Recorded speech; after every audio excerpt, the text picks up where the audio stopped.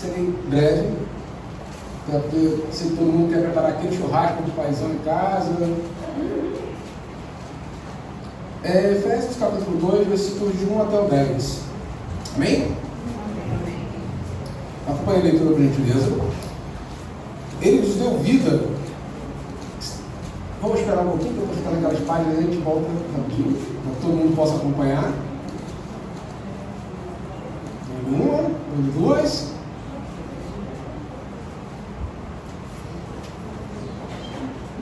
Vamos lá, acompanhe, por gentileza.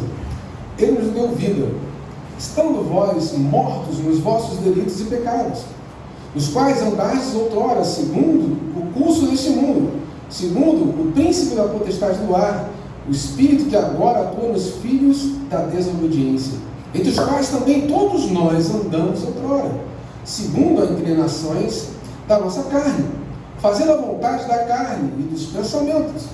Éramos, por natureza, filhos da ira, como também os demais. Mas Deus, sendo rico em misericórdia, por causa do grande amor com que nos amou, e sendo nós mortos em nossos delitos, nos deu vida juntamente com Cristo. Pela graça sois salvos. Juntamente com Ele, nos ressuscitou e nos fez assentar nos lugares celestiais em Cristo Jesus, para mostrar nos séculos vindouros a suprema riqueza da sua graça, em bondade para conosco, em Cristo Jesus. Porque pela graça sois salvos, mediante a fé. Isto não vem de vós, é dom de Deus, não de obras, para que ninguém se glorie.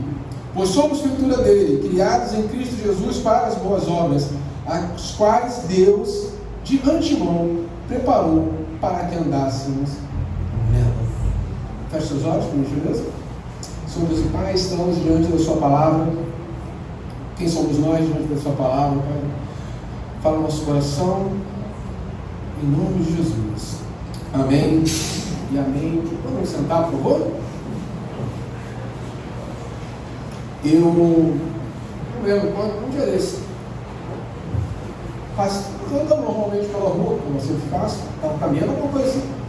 Encontrei uma professora que trabalhou comigo na época, que eu era professor do Estado, conversando sobre, mas estava em greve, para variar, o Estado. Eu perguntei por que está rolando essa greve agora, né? Aí ela respondeu, olha, o governo deu aumento. O governo deu aumento, vocês estão de greve? Não, porque o aumento que ele deu para o pessoal que entrou. Então todo mundo que era novo ficou com o mesmo salário dos antigos. Os antigos ficaram revoltados de estar recebendo a mesma coisa que os mais jovens. Esse foi, acreditem, esse foi o estupim de uma greve, porque os funcionários mais antigos invejaram, se sentiram excluídos, sei lá. Essa mais ou menos a ideia. Eles achavam que mereciam um aumento maior do que os outros, porque eles estavam lá há mais tempos. E por isso estourou mais uma greve. Essa é uma desculpa, a greve já fazem pelo simples prazer de fazer a greve. Mas isso me chamou muita atenção, porque é uma questão de entender que tem um merecimento maior do que o outro. E eles questionaram o fato daqueles que são mais jovens, ou não mais jovens, mas mais modernos no serviço público, ter um aumento maior do que os mais antigos. Guarda isso. Guarda isso. Não adianta, eu olho para o relógio instintivamente. Então, são 5 e 6, já estou muito atrasado. Ou muito cedo, né? Mas o texto aqui vai falar o seguinte: a graça de Deus é soberana. É ela que nos permite viver uma vida nova, e uma vida nova em Cristo. Pela graça, não por merecimento. Pela graça, não por obras. Pela graça, então, somente. Paulo, então, explica essa verdade de maneira clara e direta. Ele fala, então, para a igreja de Éfeso, que é uma província romana da Ásia. Dizem que era a residência do governador da Ásia Menor, uma cidade próspera, uma cidade com comércio e uma sociedade bastante efervescente, uma sociedade talvez muito semelhante à nossa, né?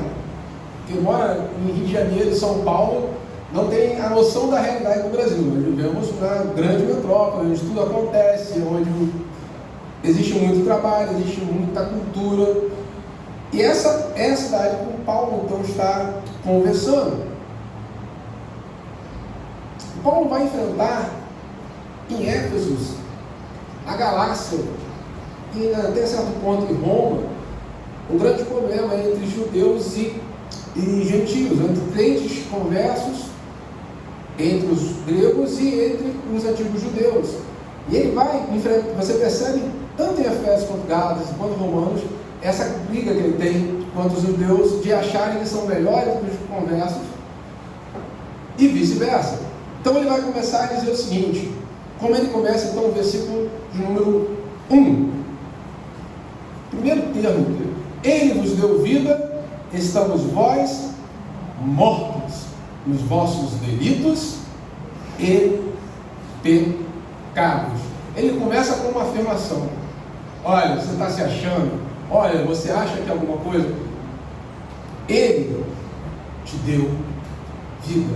Foi Ele que te deu vida. E ele não está falando de vida biológica, não. Embora tenha sido Ele também, a todos. Ele está falando de um outro tipo de vida.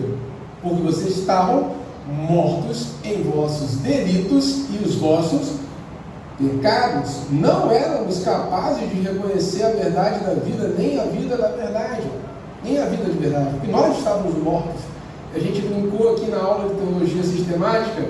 Quem aqui não nasceu evangélico? Pode levantar a mão, gente.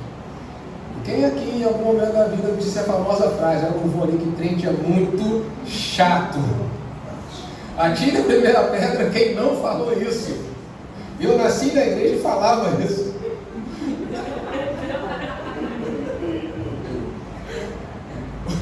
Aí eu até brinquei com o Luiz Ariel, ele fala que se o muçulmano tem o xiita, o evangélico tem o xarato, que é aquele cara que perturba. Mas é por conta disso. Veja, nós somos incapazes por nós mesmos de reconhecer a verdade, de reconhecer a vida, de reconhecer aquilo que vem de Deus.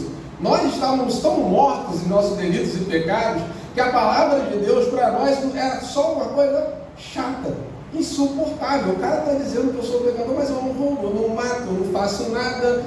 Todo mundo era muito bonzinho, todo mundo aqui era um anjo, todo mundo aqui era praticamente perfeito, faltava sozinho, correto? Em um determinado momento aconteceu alguma coisa na nossa vida. E Ele nos deu vida, que agora nós somos os chatos que estamos sendo ouvindo das pessoas que nós somos hoje, chatos. Nós somos chatos. Não éramos então capazes de reconhecer a vida. Nos parece aqui claro que nesse estado antes da graça divina nos alcançar. É claro, o nosso estado antes da graça nos alcançar vai continuar. Estávamos mortos, nossos delitos e pecados, versículo 2, nos quais andávamos outrora, segundo o curso deste mundo, segundo o príncipe da potestade do ar, do espírito que agora atua nos filhos da desobediência, entre os quais também nós andamos outrora, segundo a inclinação da nossa carne, fazendo a vontade da carne e dos pensamentos. Éramos, por natureza, então, filhos da ira, como também os demais. Olha só, vocês todos estavam mortos. Ele te deu vida. Mais ainda, vocês andavam nos mesmos caminhos de todo mundo, segundo a inclinação da carne, fazendo a vontade da carne. Mais trágico que isso, além de estarmos mortos no nosso pecado, andando em pecado, versículo 2, primeira parte, os quais andávamos outrora segundo o curso desse mundo. Segundo quem? Depois da vírgula. O príncipe da potestade do ar, o espírito que agora atua nos filhos da desobediência. Vocês andavam segundo o próprio Satanás. Ele está sendo muito direto. Vocês todos estavam mortos. Vocês todos eram mortos. Viviam em pecado, faziam a vontade da sua carne segundo os desejos do príncipe da potestade do ar, aquele que habita nos filhos da ira. Não há diferença nenhuma, não havia diferença nenhuma. Vocês não podem fazer nada, vocês são sem a presença do Espírito Santo na vida de vocês, porque vocês estavam mortos, entre os quais também todos nós, ele também se inclui, todos nós outrora, segundo a inclinação da nossa carne, fazendo a vontade da carne, dos pensamentos, éramos por natureza filhos da ira como todos os outros. Vocês estão se achando? Vocês já não são melhores de todo mundo? Todos nós andávamos em pecado. Todos estávamos mortos. Segundo a vontade do mundo. Segundo a vontade do próprio Satanás. Quanto isso é pesado. Quanto isso é pesado.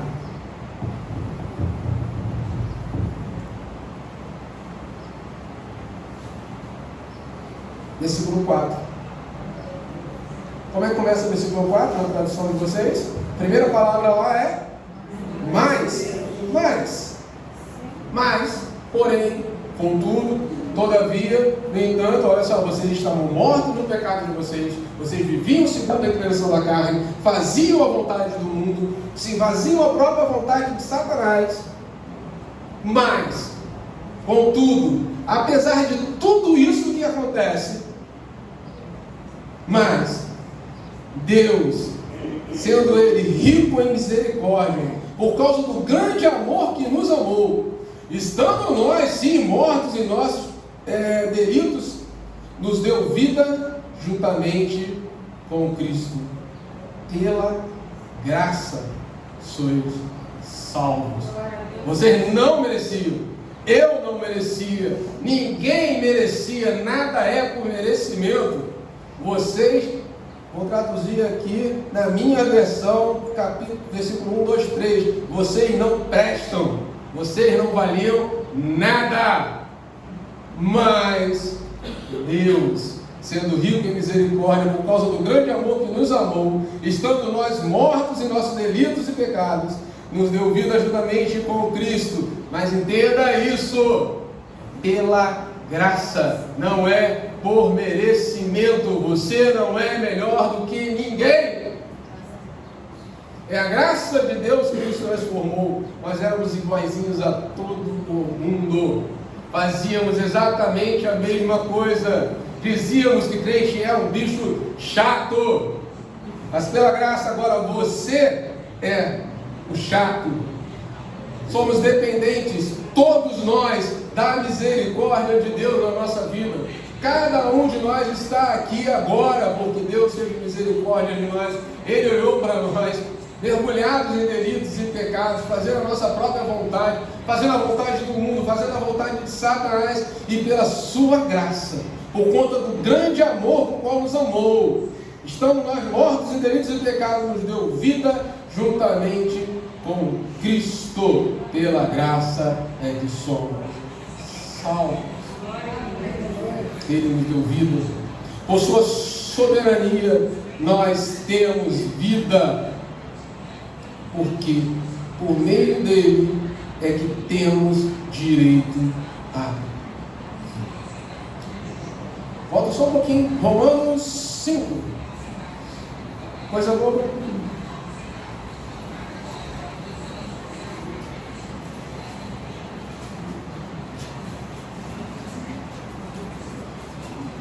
Romanos 5, versículo 9 e versículo 10.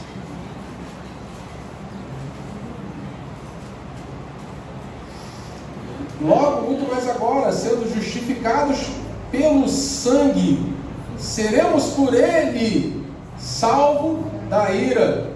Porque se nós, quando inimigos, fomos reconciliados com Deus, mediante a morte de seu Filho, muito mais, estando já reconciliados, seremos salvos pela sua vida. É pela graça de Deus que aqui estamos, pelo sangue de Jesus derramado na cruz. Não há mérito algum em qualquer um de nós, seja você o membro mais jovem da igreja, seja você o pastor. Não há mérito em nenhum de nós. Pela graça é que somos salvos. Amém. Glória a Deus.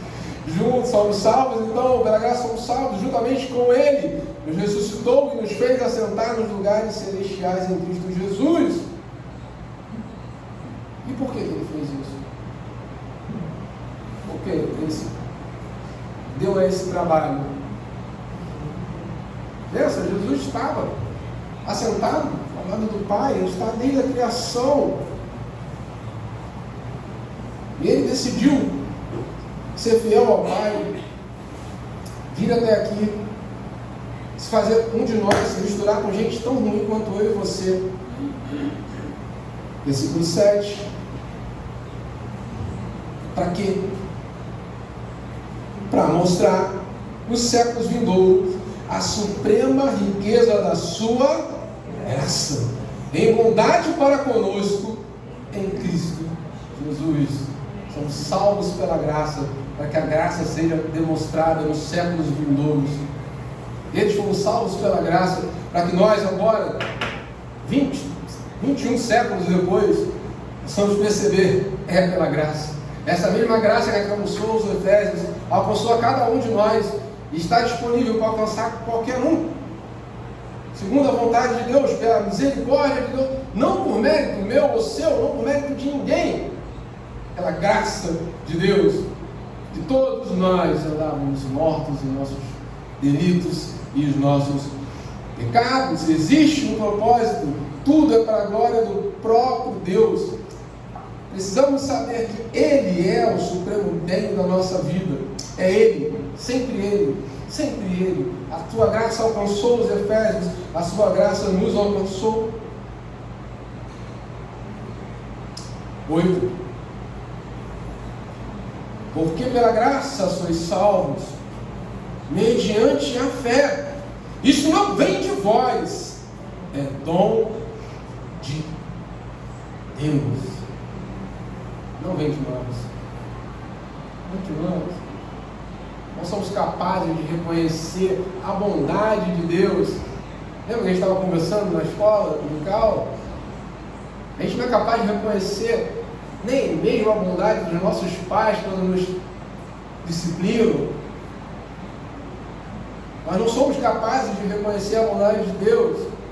O mundo não é capaz de reconhecer essa vontade, a não ser pela graça do próprio Deus.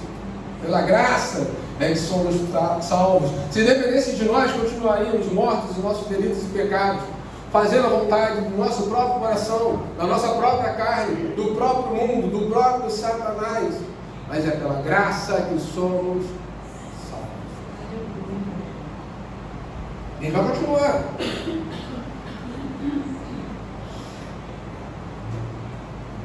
Versículo 8 e 9. Então, porque pela graça sois salvos, mediante fé, isso não vem de vós, é dom de Deus, não de obras, para que ninguém se glorie. Não de obras, para que você comece a se achar, eu sou o cara. Eu faço, eu venho na igreja todo domingo, eu trabalho com as criancinhas, eu preparo a cesta de frutas. Não, não é por obras. Não importa o que eu faça, eu nunca vou merecer a graça de Deus. Mas tem uma parte boa nisso. Não importa o que eu faça, a graça de Deus nunca vai me abandonar. Mesmo estando morto, Ele me viu morto nos meus delitos e pecados. Eu não sei você, mas eu tenho uma lista de delitos e pecados que eu não quero que ninguém saiba, que ninguém conheça. Se você conhecesse, eu não passaria na porta. Mas Deus, sendo rico na sua misericórdia, pelo grande amor que nos amou, Ele decidiu nos salvar. Ele decidiu, Ele quis.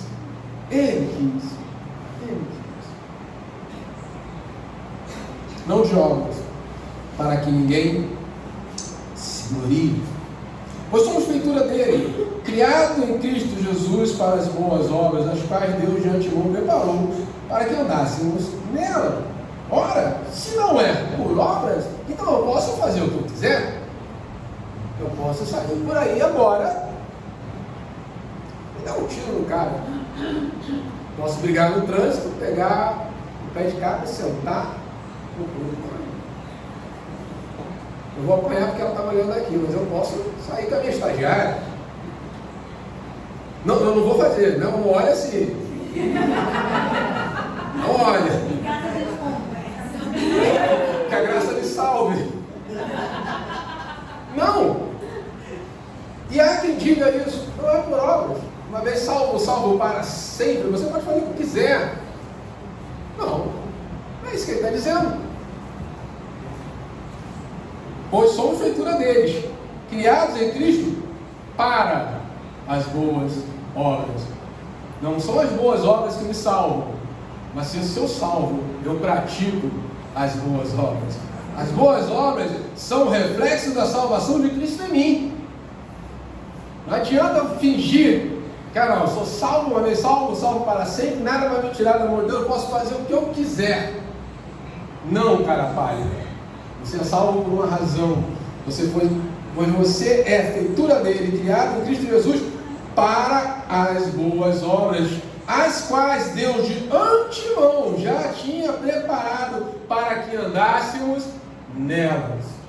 Não são elas que nos salvam, mas você é salvo, você anda nas boas obras, você anda pelo bom caminho, você é sim filho de Deus. Mas entenda, pela graça é que somos salvos.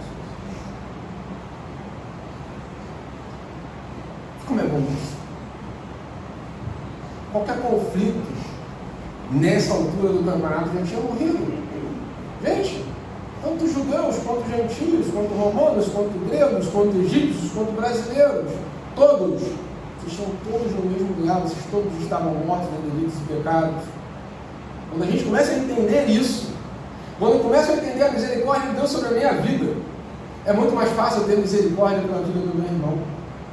Quando eu começo a entender, eu estava morto no meu delito e pecado, eu já cheirava 3 dias, eu era tão ruim que era insuportável. Fica muito mais fácil suportar o irmão, fica muito mais fácil. Versículo 19. E a hora está passando. Assim, já não sois estrangeiros e peregrinos, mas concidadãos dos santos, e sois o quê? Família pesada. Família é o lugar que a gente tem mais briga nesse mundo. É o lugar que todo mundo conhece o defeito do outro. Um lugar que você não consegue fingir. Você é você quando está na sua casa. Mas quando você começa a perceber, olha só, pela graça que eu fui salvo, porque eu era cheio de defeito também, fica muito mais fácil para viver em família. Entender o defeito do outro, que você não é perfeito. Todos estávamos no mesmo balaio, todos estávamos mortos, mas a graça de Cristo nos alcançou, edificados sobre o fundamento dos apóstolos e profetas, sendo Ele mesmo, Jesus Cristo, a pedra angular, no qual todo o edifício bem ajustado cresce para o santuário dedicado ao Senhor, no qual também vós juntamente estáis sendo edificados para a habitação de Deus no Espírito. Pela graça somos salvos, fomos alcançados, então, pela graça de Deus, para a unidade em Deus, para fazermos parte dessa grande família, dessa abençoada família, do poder do Espírito do próprio Deus. Deus nos convida então a viver em unidade, seja na sua família carnal, seja na sua família espiritual, compreendendo, pela graça de Deus todos nós fomos salvos. É Ele que tem misericórdia de nós, é Ele que nos transformou. Nós não somos nada, não somos melhores do que ninguém. Pela graça é que somos salvos. Por que eu usei o exemplo dos professores? Porque aquela turma achava que era melhor do que a antiga e merecia mais aumento do que os outros. Isso é uma mentalidade mundana, inveja. Não. Na igreja não pode acontecer isso, na nossa família não pode acontecer isso. Eu não sou melhor do que minha esposa, ela não é melhor do que eu. Há coisas que eu faço melhor do que ela, há coisas que ela faz muito melhor do que eu. A convivência precisa disso, dessa compreensão da nossa própria fraqueza, da nossa própria humildade, às vezes da nossa própria miséria. Eu falo com ela, se um dia ela se for, eu posso ganhar 30 mil reais por mês, eu vou ganhar medinho em 2 meses. Eu sou horrível para ficar em casa, a casa vai ficar uma bagunça, ninguém vai entrar. Eu preciso, cada um de nós precisa de um de outro.